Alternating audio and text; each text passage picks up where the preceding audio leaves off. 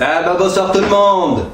Bon, cet après-midi on enchaîne, hein. 3e victoire en 3 matchs, comme à Guingamp la semaine dernière, on gagne à nouveau 3-1.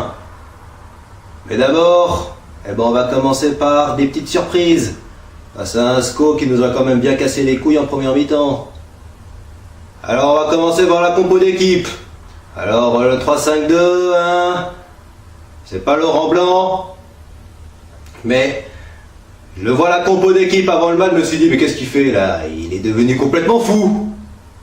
Ah oui, il est devenu complètement fou. Déjà il nous met Marquinhos au milieu, un poste auquel il a quasiment jamais joué, et surtout Di Maria tout seul à gauche, alors qu'on sait très bien que Di Maria, le repli défensif, c'est pas trop sa spécialité.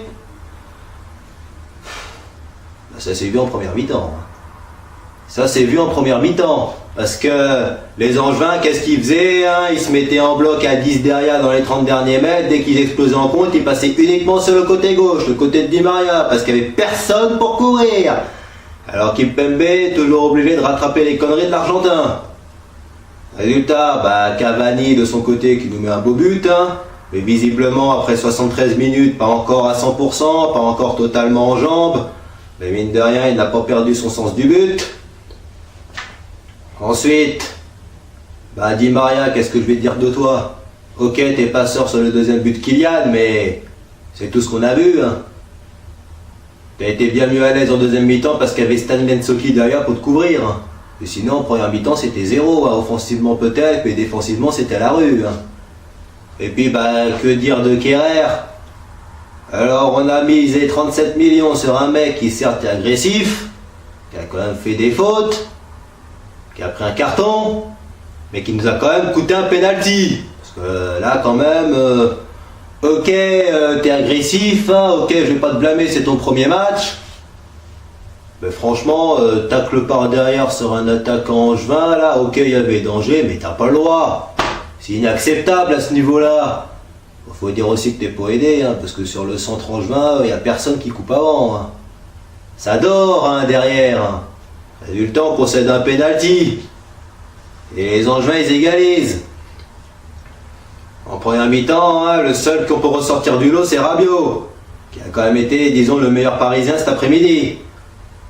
Et qui en plus de ça, hein, même s'il est à l'avant-dernière passe sur le 3e but de Neymar. Parce que mine de rien, le 3e but, hein, c'est un peu le copier-coller que celui que Rabiot avait marqué contre les Lyonnais. Pas la saison précédente, mais la saison d'avant. Et sinon, un super 1-2 avec Kylian, hein, et puis Neymar qui n'a plus qu'à pousser au fond, hein, il lui donne un caviar pratiquement. Mais voilà. Sinon, Alphonse, hein, pour ton retour dans les buts après la Coupe du Monde, t'as été solide. Hein. Bon, tu peux rien faire sur le péno, hein, mais t'as quand même senti un bon arrêt en milieu pour deuxième mi-temps. Sinon, t'as pas été trop mis en danger par les attaquants du SCO. Hein. Ils ont plus été dangereux en première mi-temps. En deuxième, beaucoup moins, parce que voilà, Tourelle a changé le système. Visiblement, ne s'est joué qu'en 4-3-3. Mais c'est pas pour autant qu'on devrait dégager le 3-5-2 tout de suite, hein, parce que comme l'a dit Franck Sauzet durant le match sur Canal, hein, il faut du temps pour ça. Et non seulement il faut du temps pour mettre en place un système comme ça, mais en plus il faut les hommes pour. Et c'est là qu'on voit qu'on n'a pas de vrai arrière-gauche, hein, parce que Kurzawa n'était pas là, et en attendant le retour de Verratti, et en attendant le retour d'un vrai arrière-gauche, le recrutement d'un vrai latéral-gauche, jusqu'à présent on ne sait pas, hein, Wendel, Philippe et Luis, pour l'instant c'est les pistes les plus chaudes, hein, ou encore Rose, même si c'est un peu plus froid avec Tottenham. Hein. Va falloir sérieusement vous bouger le cul, hein, parce que là le mercato c'est dans 6 jours que ça finit. Hein. Et jusqu'à présent, on a encore quelques petits manques, hein, parce que quand on voit Verratti pas là, Diarra qui peut jouer, mais que Tourelle il met Marquinhos au milieu, en Ligue 1 encore ça peut passer, mais en Ligue des Champions ça va pas passer, hein, parce que là le niveau il va s'élever. Hein. Il aura du temps, parce que là c'est un peu comme à Guingamp, on a un PSG à 2 vitesses, un PSG bien moyen en première mi-temps, bon à la différence qu'en Bretagne on était mené au score. Il y a un Paris qui accélère en deuxième mi-temps, mais il faudrait qu'on arrive hein, à la fin septembre à faire des matchs aboutis sur 90 minutes. Hein. On ne peut pas se permettre de gagner des matchs hein, en jouant comme ça. Parce que si tu ne joues qu'une mi-temps sur 2, tu peux pas gagner, c'est pas possible. Hein, même si tu t'appelles Paris en face. Hein. Même si tu as des super joueurs devant. Parce qu'en plus de ça, certes, la MCN a marqué les 3 buts cet après-midi. Mais Tôt ou tard, face à des adversaires plus relevés, genre les Monaco, les Marseille et compagnie, ce genre de match, ça va pas suffire. Va falloir être beaucoup plus consistant et surtout beaucoup plus de maîtrise. Bon, déjà, ça passe par un bon résultat à Nîmes, ce sera samedi prochain, toujours à 17h sur Canal. Mais bon, ce sera pas facile là-bas, parce que les Nîmois en ce moment ils sont sur un petit nuage. Hein. Ils ont battu l'OM 3-1.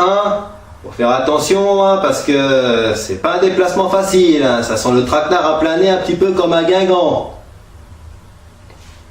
Alors, faudra pas faire de conneries, messieurs, hein, parce qu'après, mine de rien, après ce match, il y a la trêve internationale. Après, on va devoir, je crois, jouer Saint-Etienne, avant ou après le premier match de Ligue des Champions.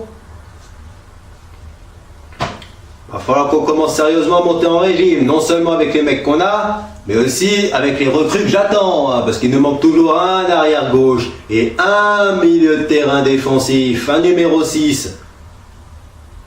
Il reste 6 jours, messieurs. 6 jours. Va pas falloir faire de conneries. Alors sur ce, je suis content pour la victoire, un petit peu moins pour la maîtrise. Bye bye tout le monde et allez Paris!